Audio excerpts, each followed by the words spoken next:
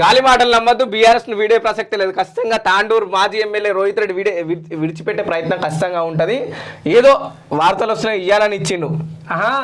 ఈ పాయింట్ చూసినావా, ఈ హెడ్డింగ్ వీడే ప్రసక్తి లేదంటారు, తర్వాత పరిస్థితి బాగాలేదు. మన ఇది కడియం శ్రీహరి ఫస్ట్ గెలిచిన తర్వాత మొన్న బీఆర్ఎస్ నుంచి గెలిచిండు. కేసీఆర్ అటు వాళ్ళ కూతురికి టికెట్ కన్ఫర్మేషన్, ఇంకప్పటికి రాలేదు పార్లమెంట్ సమావేశం ఎలక్షన్స్ పెట్టిన ముందు సీట్లో ఊక్కున్నాడు దంచుడే. రాజగోపాల్ రెడ్డిని ఏమన్నాడు తెలుసా, ఏ మంత్రి పదవి రాదు బడ్జెట్ ఊకే చూస్తా అన్నాడు. జస్ట్ కళ్ళు మూసి తెరిచేలా పోయి లాస్ట్ సీట్లో పడ్డారు మళ్ళీ కాంగ్రెస్ దాంట్లో. పోచారని శ్రీనివాస్ రెడ్డి సీనియర్ లీడర్ అంటే చూస్తే నాకేమర్థమైంది తెలుసా, చిన్నపిల్లలు ఆడుకుంటారు చూడు గలీలలో, మనం చిన్నప్పుడు ఆడుకుంటే ఎప్పుడు ఎట్లా ప్రవర్తిస్తామో తెలియదు మనం అట్లా. ఇప్పుడు ఒకటి వాళ్ళకి ఎట్లా అయిపోయిందంటే ఏ పార్టీలో మనం చెప్పుకోలేక పరిస్థితి అయిపోయింది. గువ్వాల బాలరాజు అయితే పూర్తిగా బీజేపీకి వ్యతిరేకంగా మాట్లాడిన వ్యక్తి ఇన్ని రోజులు కండువ పడ్డది లేదు. నరేంద్ర మోదీ జిందాబాద్, అమిత్ షా జిందాబాద్, రామచంద్రరావు జిందాబాద్, కిషన్ రెడ్డి జిందాబాద్.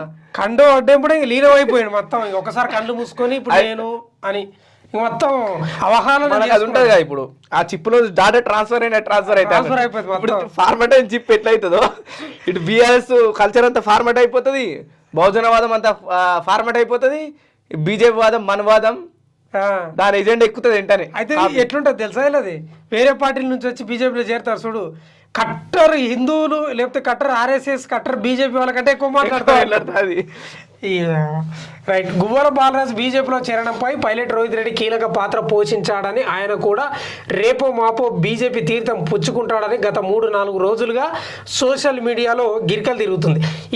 ఈ ప్రచారాన్ని నేను బీజేపీ పార్టీలో చేరుతున్నానని సోషల్ మీడియాలో పార్టీ మార్పు గురించి ప్రచారం జరుగుతుందని అదంతా ఉత్తదేనన్నారు. అన్నారు. ఉత్తదో పచ్చిదో.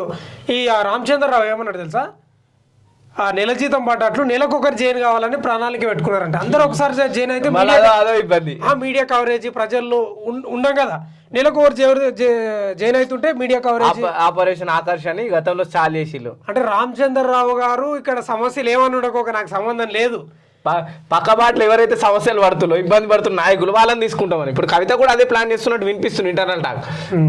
ఏం టాకు అంటే పక్క పార్టీలలో బీఆర్ఎస్ పార్టీలో కొన్ని నియోజకవర్గం 2-3 క్యాండిడేట్లు ఉంటారు, అంటే బలమైన క్యాండిడేట్లు. ఒక్కరికి సీట్ కన్ఫర్మ్ ఉంటుంది ఇక, మిగతా వాళ్ళు ఇబ్బంది పడే వాళ్ళు ఉంటారు. వాళ్ళని తీసుకుంటే మనం బలంగా తయారు కావాల్సిన ఒక టాక్ గెలవకపోయినా కొంచెం పార్టీ పటిష్టంగా ఉంటుంది.